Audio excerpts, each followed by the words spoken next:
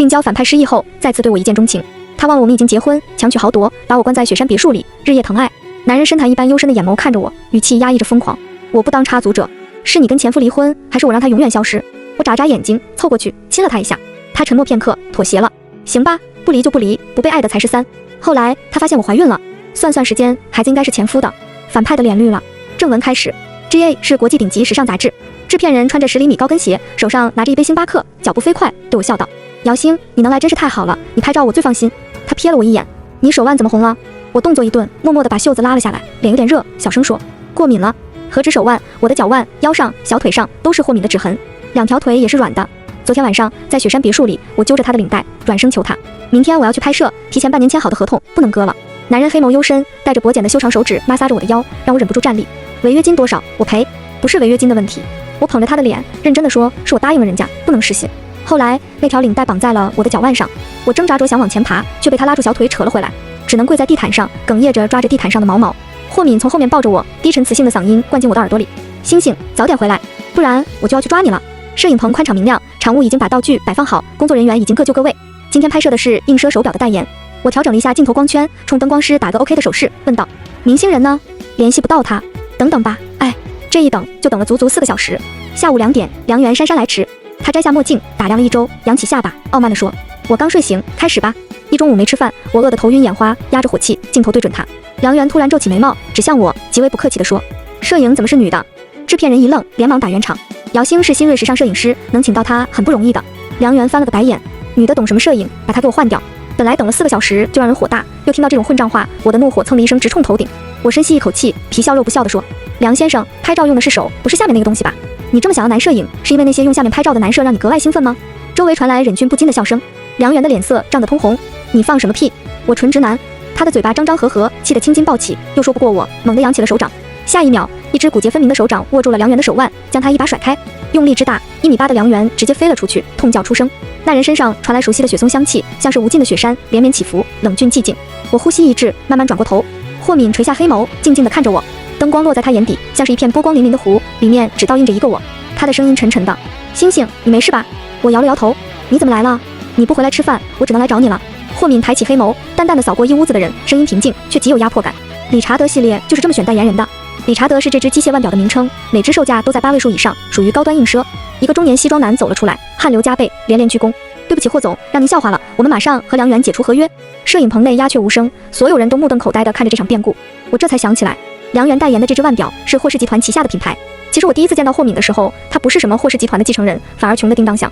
那一年我16岁，我拎着一袋面包，看着刚刚1打5把抢劫的小流氓打跑的少年，心脏砰砰地跳。他很瘦，只有一双眼睛尤为明亮锐利，冷漠地瞥了我一眼。找我做什么？我小声说：你好，我把食物给你，你可以帮我把小叔打跑吗？我垂着脑袋看自己的脚尖。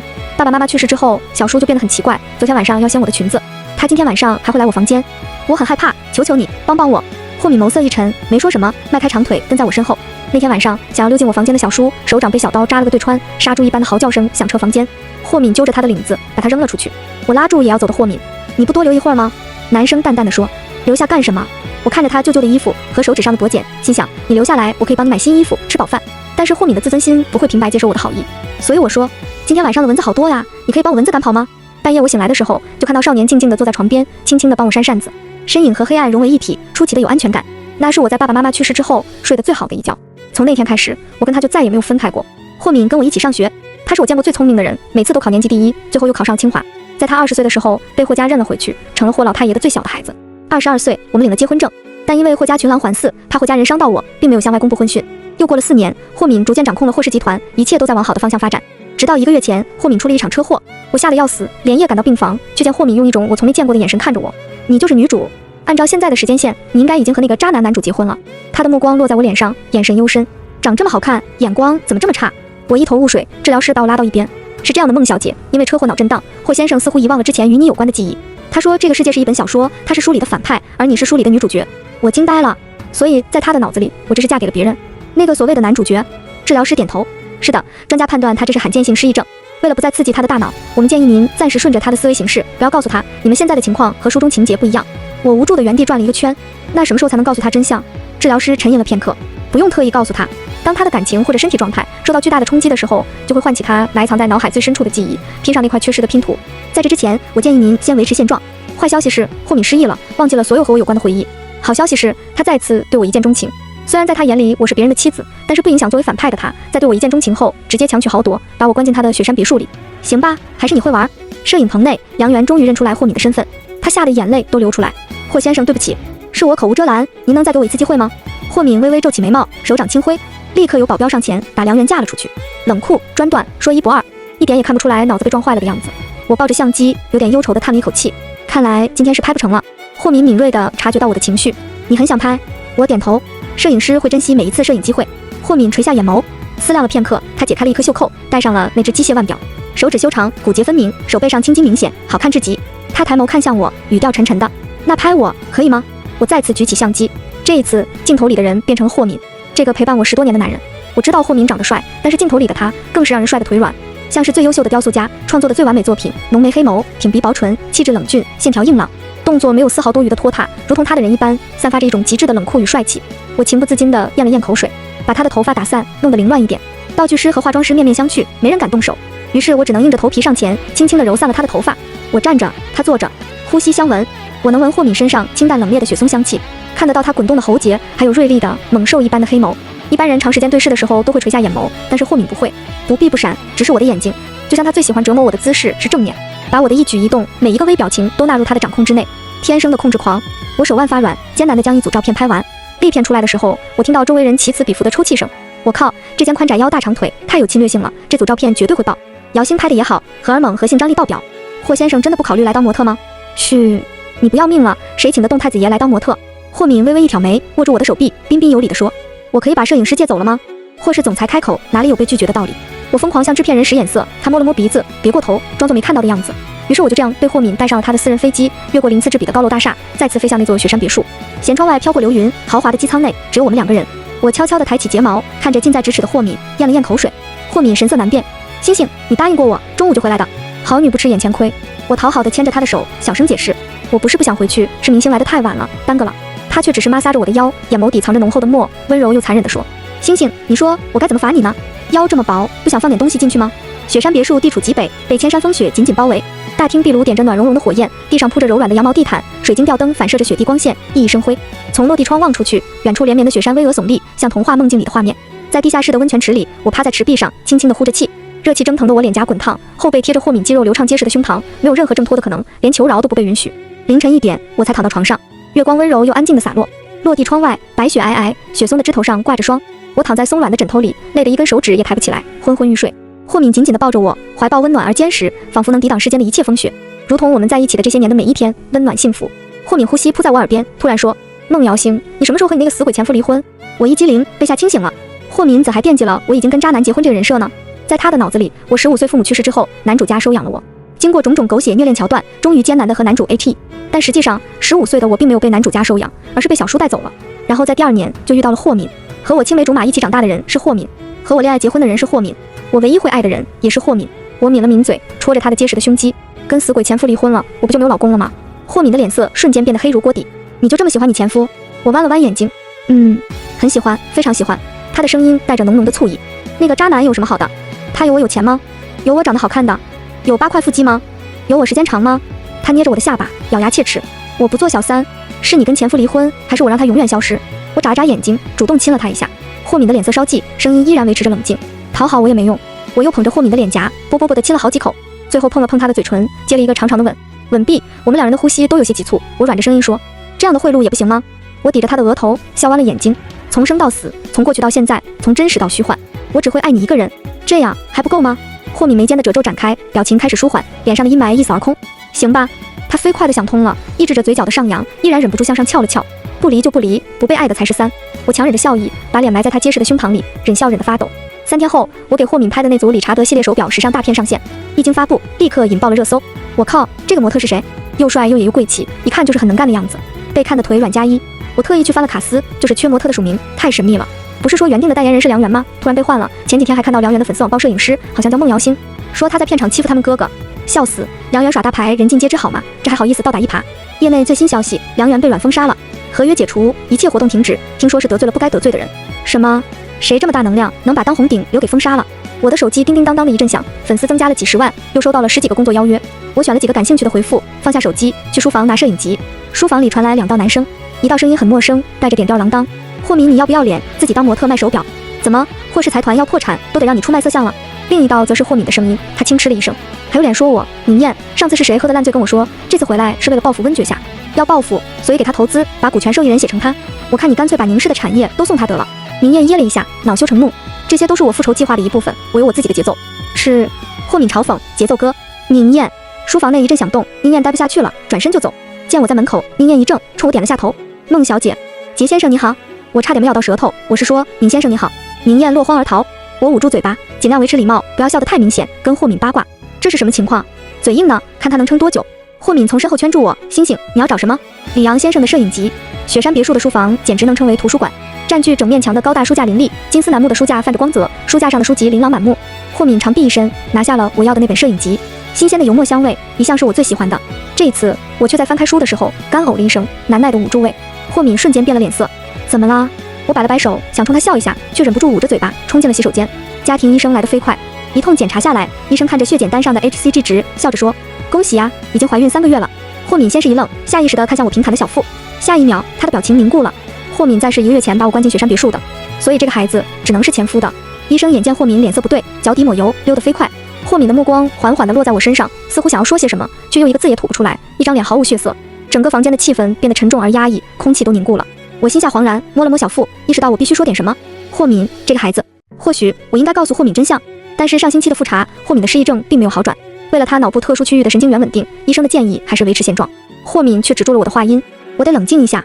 他握紧拳头，青筋暴起，艰难地从喉咙里挤出几个字：我现在非常冲动，星星，不要跟我说话，让我出去冷静一下。他的身体微微前倾，仿佛想要靠近我，却又在最后一刻克制住了自己。最后只是松开手指，轻轻地摸了摸我的脸颊，轻柔的像是在抚摸一朵云。他的眼神中透露出痛苦和挣扎，声音沙哑：我不想我在最不冷静的时候做出什么无法挽回的事情。这天晚上，霍敏回来得很晚，他带着一身寒意，把身体捂热了，才钻进被窝，像平常一样把我抱在怀里。我听到他说：星星，你想留下这个孩子吗？我张了张嘴，我想留下这个留着我和霍敏血脉的孩子。霍敏紧紧地抱着我，像是要把我融进他的骨血里。他的双臂微微颤抖着，呼吸有些急促而紊乱。半晌之后，他深深地叹了口气，轻轻抚摸着我的头发，声音沉沉地：好，那就留下吧。生下来我来养，他会是我们唯一的孩子。我突然间想到了什么，一个机灵，翻身而起，揪住霍敏的领子，声音打颤：你下午去做什么了？霍敏，你下午去做什么了？霍敏什么都没说，只静静地看着我。这一次连我的手都在抖。你身上有消毒水的味道，你去医院了，对吗？霍敏，你是不是去？他突然笑了一下。你猜对了，星星，我去结扎了。霍敏深深地看着我，黑眸寂静，像是一汪深不见底的湖，睫毛眨动，湖面一闪而过的波光粼粼，像是一滴眼泪。其实我一个孩子都不想要，我不想让我的星星受苦，但是你想要生，那就生下来吧，只要是你的孩子，我都会爱他。一道泪痕划过我的脸颊，落到了被子上，随即越来越多的眼泪抑制不住地流了下来。我的心脏像是被泡在温水里，一片酸软。我又怎么会质疑霍敏对我的爱？从那天开始，霍敏照顾我更加仔细，他认真地向医生请教孕期的注意事项，一项一项地记在本子上。怀孕之后，我的胃口变得挑剔，每次都是霍敏亲自下厨，挑选最新鲜的食材，味道清淡又好吃。大多数时间，我都和霍敏在雪山别墅里。每天下午阳光最好的时候，我们会盖上温暖的毛毯，在壁炉里柴火噼里啪啦的燃烧声中，抱着我，静静地看着外面的雪景。可惜或是家大业大，还是有生意必须他亲自到场。霍敏枕在我的膝盖上：星星，我要去瑞士出差1周，你在家好好照顾自己。我笑道：放心吧，又不是3岁小孩了，有什么找不好自己的。却没想到意外真的发生了。趁着霍敏不在，有人串通了家里的佣人，把我们绑架了。滴答滴答，我听到了滴水声，头痛欲裂，双手被粗糙的绳子紧紧捆绑在身后，勒得生疼。周围弥漫着一股潮湿腐朽的气息，我的意识渐渐苏醒，却紧闭着眼睛，尽量让自己冷静下来。这是哪里？是谁绑架了我？唯一肯定的是，他们要用我来对付霍敏。一道阴森森的声音响起：既然醒了，就别撞晕了。我心脏突地一跳，缓缓睁开眼睛。这是一个废弃仓库里，阴暗潮湿，只有几束光从窄小的天窗透下来。面前坐着一男一女，玩味地打量着我。我的心脏慢慢地沉了下去。我认出来，这是霍敏的大哥和二姐。二姐上下打量着我，像是在看一个死物。绑架他有用吗？大哥轻笑了一声：你等着看，这女的对他可不一般。他打了一个电话，笑嘻嘻地说：我亲爱的弟弟，你找人是不是快找疯了？你一个人来，要是敢报警或者带其他人来，你就永远别想再见到他了。他目光像是毒蛇的信子，舔舐过我的脸，带着令人作呕的黏腻。听说她怀孕了，你说我要不要把她肚子里的孩子给你送过去呢？我的心脏剧烈的跳动，掌心渗出细密的汗珠，尽力让自己镇定下来。得在霍敏来之前做点什么，不能坐以待毙。我垂下眼睛，装作害怕的样子，趁机悄悄按下了手表上的按键，表盘的侧面弹出一柄极小的刀。然后一边假装瑟瑟发抖，一边悄悄地用小刀模绑住我手腕的麻绳，时间仿佛被无限拉长，每一秒都是无尽的煎熬。不知道过了多久，仓库的大门打开，逆着光，霍敏的身影出现在门口。二姐哈了一声，没看出来，你倒是个情种。她用枪指着我，威胁道：“把东西扔过来。”然后双手举起来，走过来。霍敏将一个盒子扔了过去，接着举起手，一步一步地走了过去。他的眼睛里布满了红血丝，下颌线紧绷，极力克制着自己的情绪，目光定定地落在我身上，确认我有没有受伤。二姐抢过盒子，确认里面的东西，公司印件，价值几十亿美元的大额存单，股权转让书。他冲大哥点了点头，没问题。霍敏的脸色阴郁，咬紧牙，一字一句地说：“东西给你了，放了他。”大哥却突然疯狂大笑了起来：“放了他？霍敏，你什么时候这么天真？你忘了你当年是怎么对付我们的了？你在商场上的外号可是叫霍阎王，怎么在孟瑶星面前就装成小绵羊了？”他的眼睛瞪得极大，眼球似乎要从眼眶中蹦出，嘴角咧开。我也要你尝尝失去挚爱的滋味。他面容扭曲，猛地将枪对准我，扣动了扳机。我骤然瞳孔一缩，趁着麻绳被割开，就地一滚，躲开了子弹。下一秒，二姐黑洞洞的枪口也直直地对准了我。这一次，我毫无避让的余地。瑶星，千钧一发之际，霍敏如同闪电一般扑向我，只听一声沉闷的枪响，他替我挡住了那颗致命的子弹。同一时间，霍敏抬起手，连续2次射击，子弹击中了俩人的右手。子弹击中了霍敏的右胸，鲜血从伤口处不断涌出，在地上汇聚成一滩触目惊心的血泊。他却面不改色，只一双眼睛依然紧紧地盯着我。星星，你没事吧？仿佛千万把利刃在狠狠地绞割着我的心脏和灵魂，我只能不断地重复着：我没事，我没事。你还好吗？醒醒，霍敏，不要睡。没事的，你一定没事的，求求你不要离开我。我双手颤抖，紧紧地压在他的伤口上，试图堵住不断涌出的鲜血，却无济于事。霍敏艰难地抬起手，紧紧握住了我的手，他的眼神很亮，仿佛那层困扰着他，让他失去记忆的迷雾，终于被风吹散，拨云见月。星星，我想起来了，霍敏难耐地喘息了一下，身上的伤口和精神的双重冲击之下，他终于撑不住，身体一软，晕了过去。警察和医生来得很及时，霍敏被送进了手术室，右胸贯穿伤，大量失血，外加惊惧过度，霍敏肋骨里的子弹取了出来，接着在 ICU 里待了1周。1周之后，霍敏终于被转移到了 VIP 病房，我连忙跟了过去。霍敏半躺在病床上，脸色还有些苍白，一双眼睛却出奇的亮。星星，说完，他垂着眼睛，极为难得的脸红了。我抱着手臂，居高临下的看着他，都想起来了。霍敏的脸更红了。我哼笑，没看出来啊，霍敏，你小子还有这爱好，自己给自己戴绿帽子，就算我是人妻，也要强取豪夺是吧？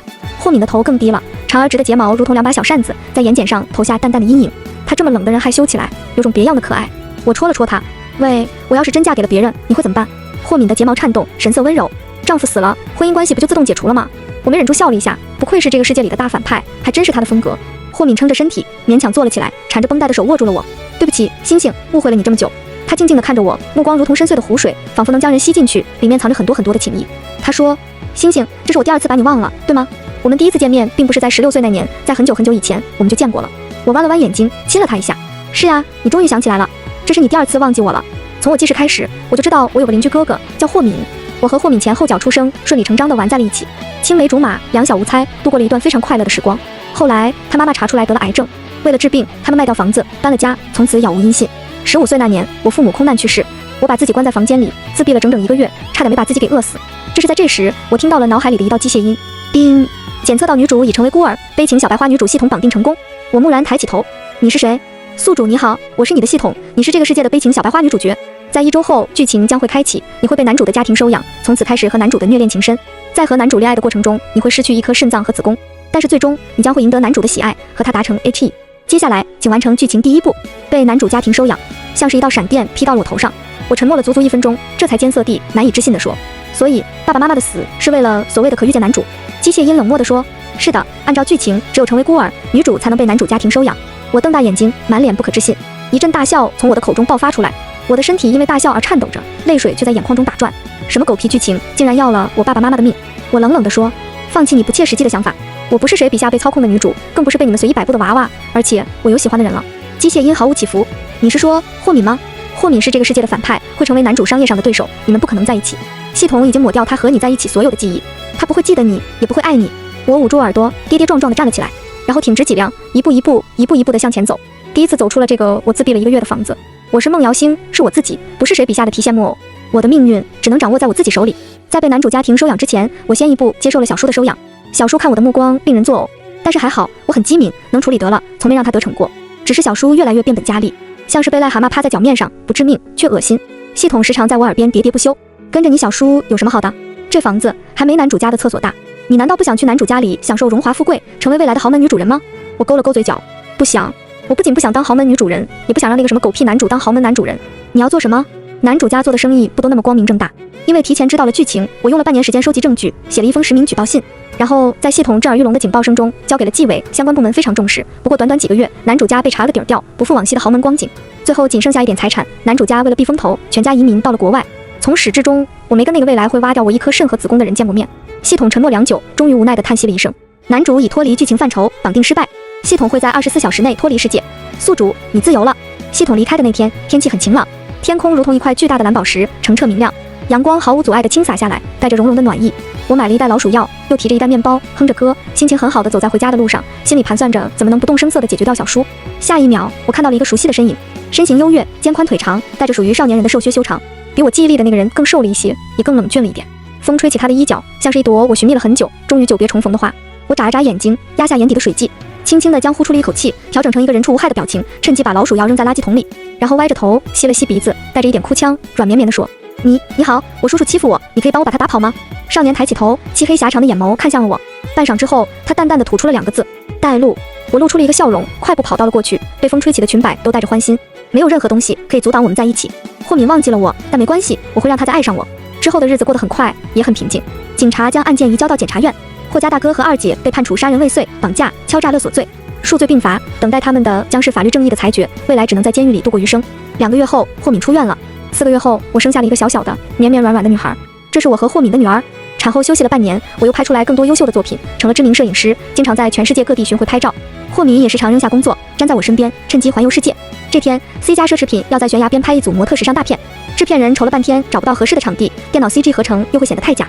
我思考片刻，对他说：“我有一座悬崖别墅，要不要去看看？”制片人眼睛一亮，立刻带着摄影组启程。霍敏当然也跟了过来。我和拍摄组路过了悬崖别墅，在海天相接之处矗立着一座悬崖别墅，外观简约现代，白色的墙壁与深色的玻璃相互映衬，巨大的落地窗仿佛一幅画框，望出去是一望无际的大海和陡峭的悬崖，四色的浪花在阳光下闪耀着荧光。制片人连连称赞，调度场务和灯光师去不紧。霍敏转了一圈，走回我身边，揽住我的腰，在我耳边低声说：“星星，你什么时候买的这栋别墅？”我冲他眨眨眼睛，你猜？霍敏低低的笑，在我失忆的时候，是不是？他嘴角上扬，有点得意地说：“这是你选来囚禁我的地方。”而我只是抿着嘴巴，笑眯眯地看着他。他猜得没错，在知道霍敏第2次将关于我的记忆全部遗失之后，我几乎疯了，焦虑、抑郁，像是被狂风暴雨席卷的孤舟，陷入了无尽的黑暗。他怎么能再次忘记我？他怎么能不爱我？于是我买下了这栋悬崖边的别墅，寂静、孤独、遗世独立。我打算把霍敏带到这里来，锁上大门，只有我和霍敏2个人。如果他没有第3次爱上我，我就抱着他从悬崖上跳下去。还好霍敏再次对我一见钟情了。抢在我囚禁他之前，他先把我带到了雪山别野。想到这里，我忍不住失笑。我们真是天生一对。霍敏脸上带着温柔和爱意，紧紧地抱住了我，在我耳边说：“星星，不论失忆多少次，我都会一而再，再而三，反反复复，毫不犹豫地爱上你。”我笑着握紧他的手，亲了亲他的脸颊。我们天生就该在一起，因为爱不适合浇灌者，爱适合战士。全文完。